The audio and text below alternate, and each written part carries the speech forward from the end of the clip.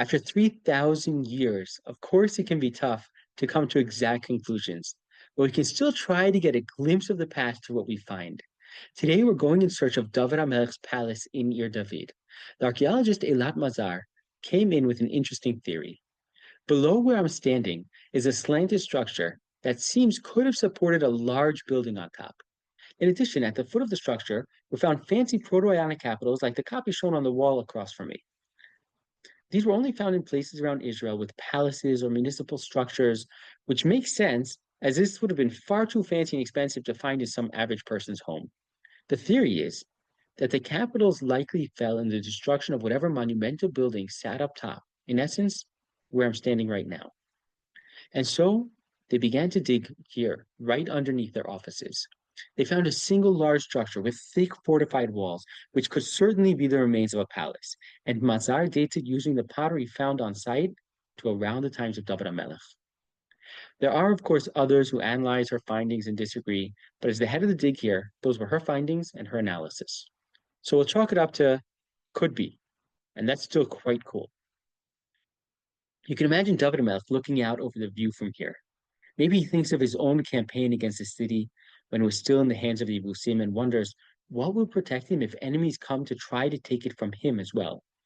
Could the natural defenses of being surrounded by hills play a role? Perhaps. But of course, it won't be enough. Even today, as you look out at the hills surrounding this site as if embracing it, you can almost hear a tangible echo of the words of Tehillim, Yushalayim Harim Saviv La.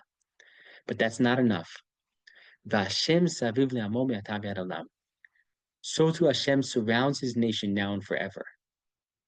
The natural strategic advantages of the city bound together with bitachon in Hashem.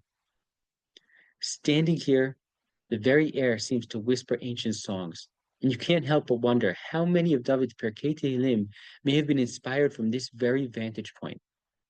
Even the location itself, between the houses of the city and the location destined and designated for the house of Hashem, could be meant as a concrete portrayal of how David HaMelech saw his role, his view of a Jewish king's responsibility. A Nagid, a leader meant to be that link that helps the nation to be able to connect with its creator, the bridge between the nation and Hashem. David HaMelech's palace wasn't just a structure. It was a symbol of Hashem's hand guiding him to shepherd the nation. As we read it in the last parak, Vayeda David ki echin Hashem malachto. David knew that his kingship was established by Hashem. The Psukim describe how Hiram of Tzur, or Tyre, contributed to the building of this palace, sending cedar, stone, and builders. Could the artistry, like this Proto-Ionic capital, be a symbol of this collaboration between nations?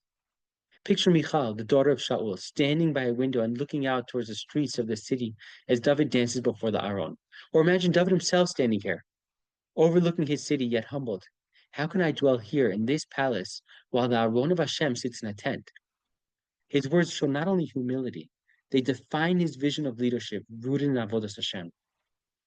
Could David HaMelech's bed have been somewhere here? As Chazal described it, with a harp hung over it that would begin to play as a breeze enters right at Chatzot, the middle of the night. As other kings slept late and worried about their own comforts, David would rise and sing, daven, and learn until interrupted at daybreak to run a nation. In the quiet of these hills, David HaMelech may have found inspiration with the early morning sun rising over the Judean mountains and valleys, where the stars glittering above would have filled his heart with words of praise. Here in the very place where sovereignty and spirituality intertwined, the legacy of Yerushalayim as the eternal city of Hashem began to take shape.